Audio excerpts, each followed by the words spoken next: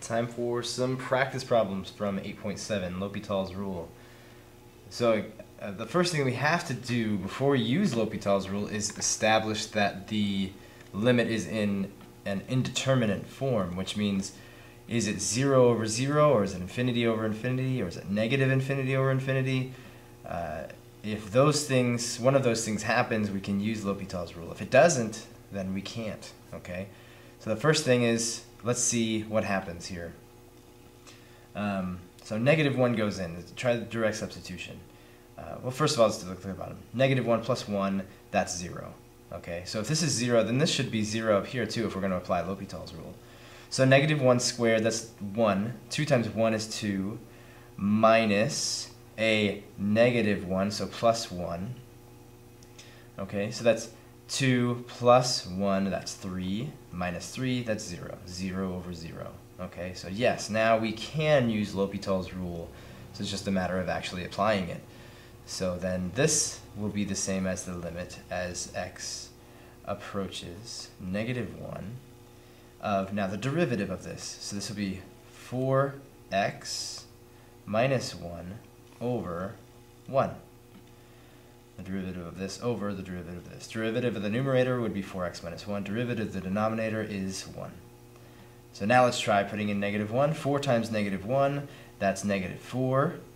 Minus 1, that's negative 5. So the limit is negative 5. Okay. Number 20.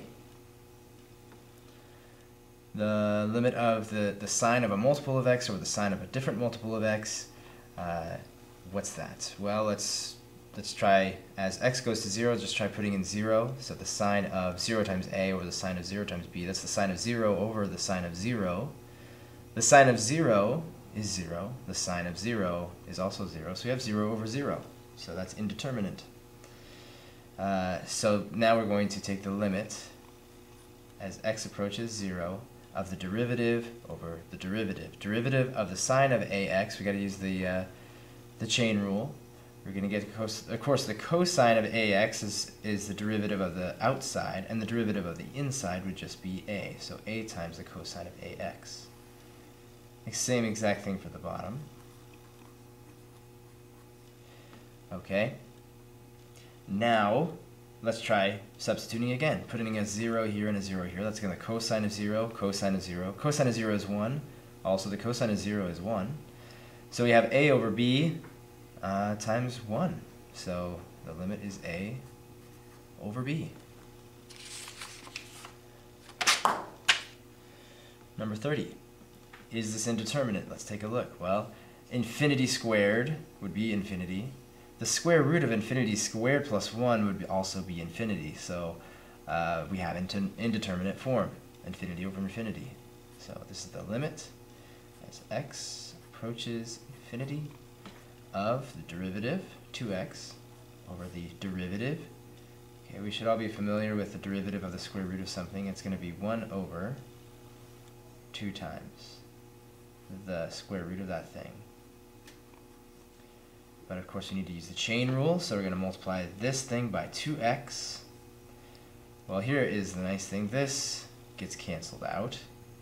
So the limit as x approaches infinity of 1 over this fraction, well, that's going to be the limit as x approaches infinity of the reciprocal of 2 times the square root of x squared plus 1.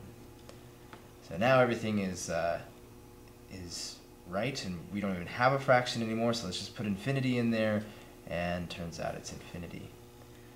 Okay.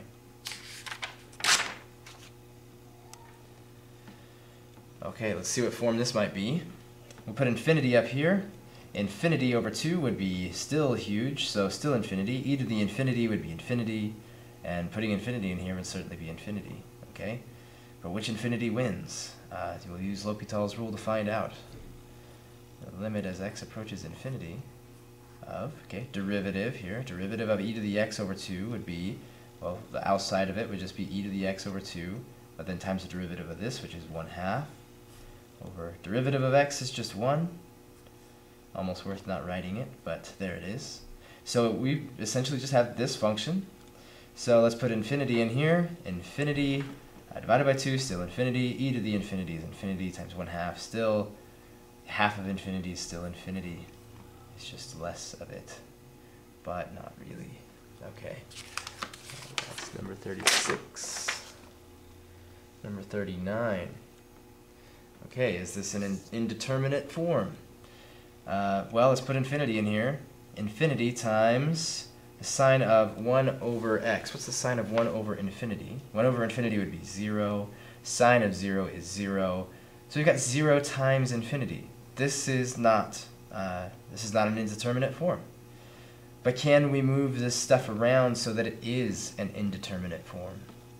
What if we tried the limit as x approaches infinity of the sine of 1 over x over 1 over x, right? This works because if I divide by 1 over x, dividing by 1 over x is the same as multiplying by the reciprocal. The reciprocal of 1 over x is just x, so it's the same as x times sine of 1 over x. Okay, so is this indeterminate form? Well, we already established this is 0. This also, 1 over infinity, this is 0. 0 over 0. So now we can find the limit. Okay. And we can take the derivative. So the derivative of the sine of 1 over x. Okay, so the outside part is the cosine of 1 over x. We need to multiply this by the chain rule by the derivative of this. The derivative of 1 over x is negative x to the negative 2. You can pause the video and confirm it yourself, but that is what it is. Then the derivative of 1 over x, we just did that. It's negative x to the negative 2. Well, look at that. This cancels with this. So then what's the limit as x approaches infinity of the cosine of 1 over x? Well, 1 over infinity is 0. The cosine of 0 is 1. Okay.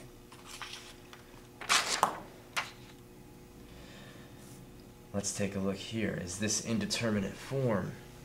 Maybe. So the limit as x approaches 0 of this thing, let's look at this. This is probably the easiest part. 2 over 0, well, we've kind of defined that in the past as infinity. 2 over a tiny, tiny number. 2 divided by this itty-bitty number would be infinity. So this part's infinity. E to the 0, that's 1.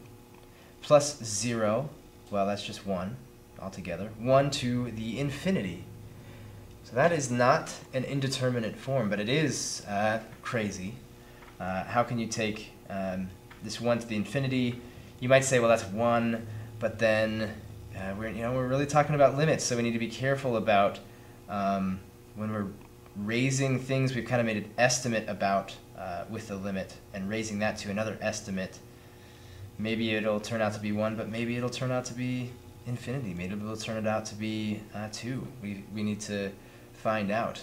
Okay, so the key to these is that this power is the real issue. Raising it to the infinity power is really the issue. Let's get rid of that thing. Okay, well, if we let y be equal to this limit that we're trying to find,